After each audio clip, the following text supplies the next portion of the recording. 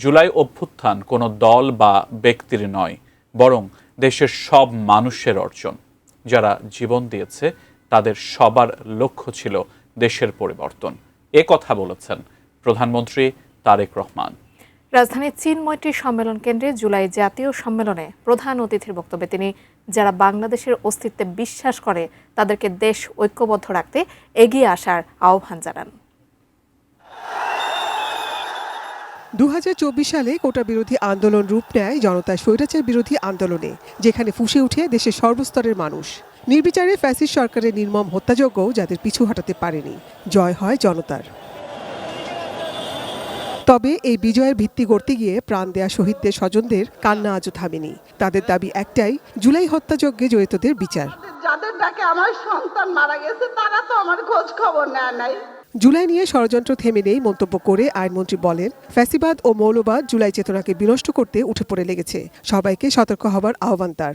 জুলাই সনদকে সামনে রেখে যে কোনো বিভ্রান্তির পথ পরিহার করার জন্য আপনারা অতন্দ্র প্রহরীর মতো থাকবেন।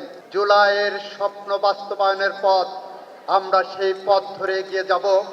আমরা বদ্ধপরিকর প্রতিটি জুলাই হত্যাকাণ্ডের বিচার করতে ইনশাআল্লাহ আমরা সেটা করতে সম্ভবপর হব। জুলাই হত্যাযজ্ঞে জড়িতদের বিচারের খতিয়ান দেখিয়ে স্বরাষ্ট্রমন্ত্রী বলেন, সন্ত্রাসী কর্মকাণ্ডের দায়ে রাজনৈতিক দল হিসেবে আওয়ামী লীগকে বিচারে কাঠগড়ায় দাঁড় করানো হবে। আওয়ামী লীগের পলাতক নেতাকর্মীরা বিদেশে বসে গণতান্ত্রিক দলের বিরুদ্ধে ষড়যন্ত্র করছে বলেও অভিযোগ করেন তিনি। বসুন্ধরা টিস্যু, অশুদ্ধতার বিরুদ্ধে এক বিন্দুও ছাড় নয়। রাজনৈতিক দল হিসেবে আওয়ামী লীগের বিচার দাবি করেছি আমরা, আপনারা দাবি করেছেন, তদন্ত পরিচালিত হচ্ছে। ইনশাআল্লাহ খুব শিগগির রাজনৈতিক দল হিসেবে সেই রাজনৈতিক দলকে বিচারের কাঠগড়ায় নিয়ে যাওয়া হবে। 2024-এর জুলাই গণ অভ্যুত্থানের ইতিহাসকে ধারণ করব, স্মৃতিকে ধারণ করব। অনাগত কালে ভবিষ্যতে আমাদের প্রজন্মরা যেন দেখে স্বৈরাচার ফ্যাসিবাদের পতন কিভাবে হয়েছিল।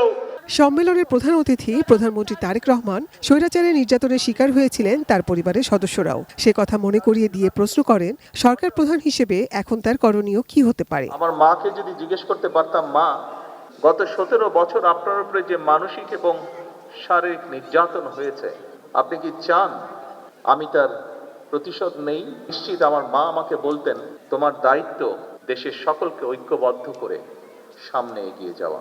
আমার ভাইটিকে জিজ্ঞেস করতে পারতাম যে তুমি কি চাও তোমার সাথে যে অন্যায়, যে অবিচার হয়েছে, যেভাবে তোমাকে মৃত্যুর মুখে ঠেলে দেওয়া হয়েছে, যারা এর জন্য দায়ী তাদের বিরুদ্ধে আমি প্রতিশোধ নেই, কারণ সেই ক্ষমতা আল্লাহ আমাকে এখন দিয়েছেন। আমি নিশ্চিত দুভাই আমরা একসাথে বড় হয়েছি, তাকে আমি চিনি, তাকে আমি জানি, একই রক্ত আমাদের শরীরে প্রবাহিত। আমার ভাইটিও সেই একই উত্তর দিত যে উত্তরটি আমার মা আমাকে দিতেন।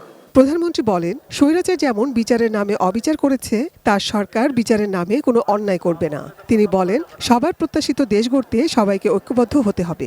লক্ষ কোটি মানুষের প্রতি স্বৈরাচার যেমন অবিচার করেছিল, আমরা বিচারের নামে কারো প্রতি যেন অবিচার না হয় সে বিষয়টিতেও আমাদের সচেতন থাকতে হবে। অনুযায়ী আইনে যে সকল নিয়ম করা হচ্ছে সবগুলো বজায় রেখে দরকার হলে আমরা একটু সময় নেব, কিন্তু যে অন্যায়কারী, যে হত্যাকারী, তার যাতে সঠিক বিচার হয়। জাতিকে দ্বিধা বিভক্ত করে সামনে এগিয়ে যেতে, কারণ জাতিকে বিভক্ত করে দেশকে কখনো সামনে নেওয়া যায় না। নাজিয়া আফরিন, ATN নিউজ, দেশকে সামনে একমাত্র